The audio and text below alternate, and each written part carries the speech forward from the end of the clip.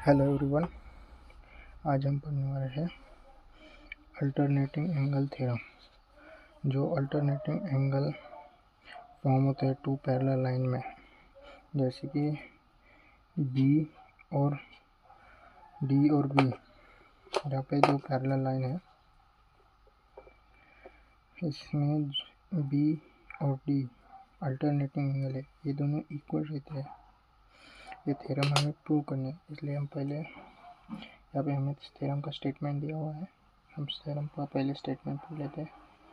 The alternating angle form by transversal of two parallel line are equal. इस theorem में होता है ये है कि दो पैरेलल लाइन रहती है एल और एम, जिसमें एक हमें एन जो है वो ट्रांसवर्सल दी हुई है। यहाँ पे अल्टरनेटिंग एंगल फॉर्म होता है, जैसे बी डी और बी इन दोनों को इक्वल दिखाना है, ऐसा हमें प्रूव करना है। ये स्टेटमेंट में दिया हुआ है। गिवन लिख लेते हैं हम। यहाँ पे लाइन एल और लाइन एम, हमने दो लाइन सपोज की है, एक लाइन एल और एक लाइन एम, और हमने जो एक ट्रांसवर्सल लाइन है वो एन लाइन ट्रांसवर्सल सपोज की है। अभी इसमें हमें प्रूव करना है कि to prove angle D is equal to angle B. ये एंगल हमें इक्वल है, ये प्रूव करना है। अभी हम प्रूव करते हैं।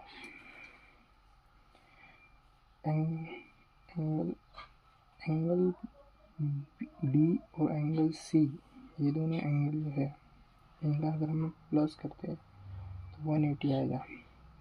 Bye angle in linear pair, ये दोनों लीनियर पेयर में एंगल फॉर्म होते हैं, इसकी वजह से। अभी इस इक्वेशन को हम इक्वेशन 1 दे देते हैं, और सेकंड एक है इक्वेशन एंगल सी और एंगल बी, इनका भी अगर हम प्लस करते हैं तो हमें 180 आएगा।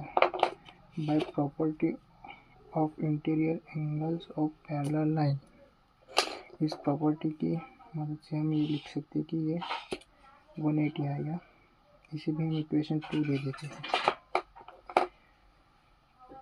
इक्वेशन 1 और 2 दोनों के जो RHS साइड है वो इक्वल है 180, इसकी वजह से हम दोनों को इक्वल लिख सकते हैं। Angle D plus angle C is equal to angle C plus angle B from 1 and 2।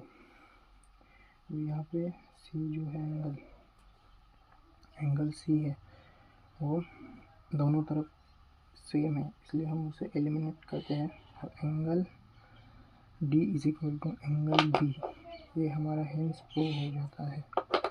Thank you everyone for watching this video.